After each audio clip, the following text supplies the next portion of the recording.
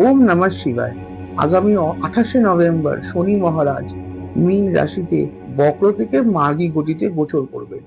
এই সময় কুম্ভ রাশি লগ্নের জাতক জাতিকাদের মাথায় কিন্তু অনেক কিছু চলছে।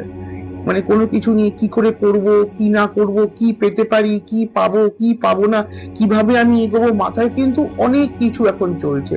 আমি একটাই কথা বলবো, মাথায় চলছে, আপনি কিছু করতে পারবেন না, কিন্তু একটু স্ট্রাকচার্ড ভাবে ভাবুন, একটু একটু আরো একটু লেয়ার ভাবে ভাবুন, আর একটু ধীরে সুস্থে সবকিছু প্ল্যান করুন।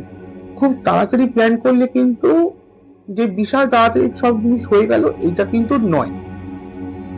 এতদিন যেই কুম্ভ রাশি লগ্নের লোকেদের, মানুষেদের এতদিন যে একটা অর্থের, যে যারা যারা অর্থের একটু অসুবিধায় ছিলেন, মানে ইনকাম আসছে না, ইনকাম রেটের একটু ইস্যু চলছিল, এখন দেখবেন অনেকটা সর্টেড হয়ে যাবে, অনেকটা মানে ভালোর দিকে, মঙ্গলের রাস্তায় যাওয়ার রাস্তা আছে।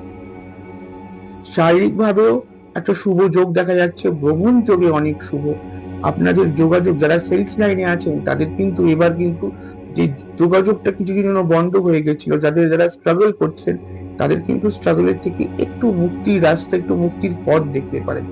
এটা, এই যে ভালো সময় বা এই যে ভালো যোগগুলো বললাম, সেটা আরো কার্যকর হবে যদি আপনি কিছু দান করতে পারেন। দান মানে বড় কিছু না, কোনো পশু অবলা কোনো জীবকে যদি কিছু খাইয়ে দেন ভালো খাবার, সেটাই অনেক বড় দান।